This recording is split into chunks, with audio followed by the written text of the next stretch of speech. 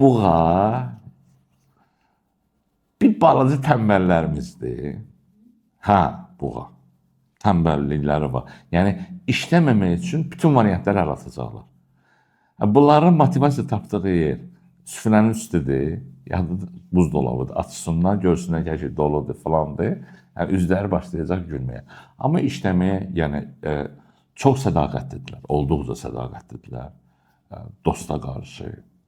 Yəni onlarda mənim konsepsiyası güclüdür. Mənim konsepsiyası. Yəni şey mənimdir. Mənim bir dənə evim olsun, tam 5 mərtəbə, hamımız ora yığın.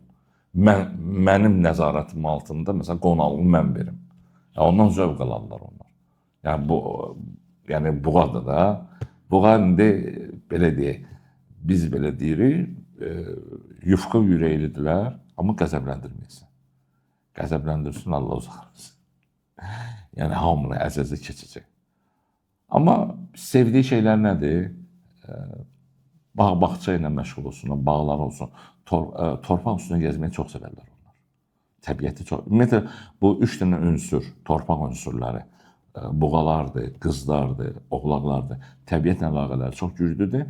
Bunların başında ən belə ekstremal buğa bürcü gəlir, təbiətlə iç-içə olmağı sevirlər.